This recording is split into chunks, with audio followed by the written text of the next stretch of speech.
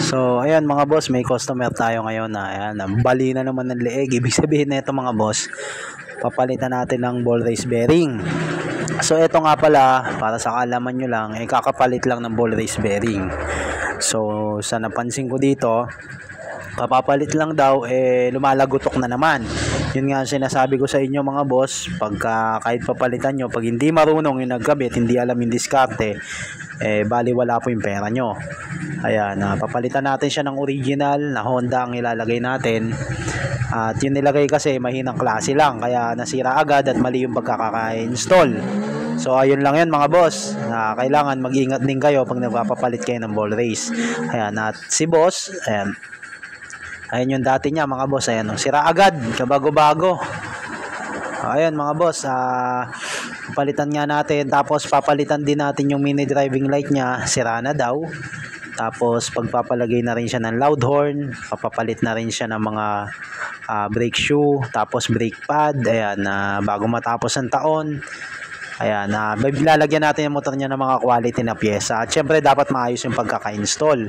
Ayan, yung driving light niya halos bago pa rin, nasira lang agad kasi napansin ko yung mga wirings po na nilagay sa ano niya is may hinang klase na wire, hindi auto wire.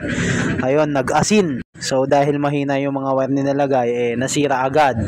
Sayang na naman yung pera sa pagpapa-install. Malaki pa naman daw yung siningil na labor. Wala nga sana problema kung malaki yung siningil, basta quality yung gawa.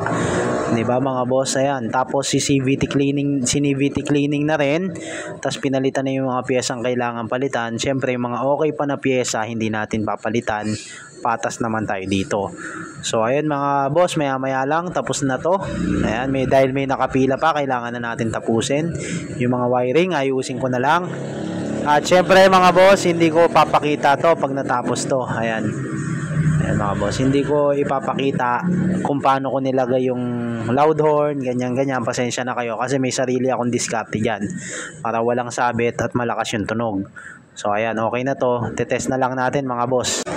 So ito yung mini driving light mga boss. Ayan tagun-tago. Tapos syempre all goods na, maliwanag na ang biyahe kasi malayuan yung biyahe ni bossing. Kaya kailangan niya yan, driving light. At yung busina syempre, pantaboy sa mga aso yan, sa mga pusa na biglang tumatawid. At syempre para ma-aware din yung mga ibang motorista.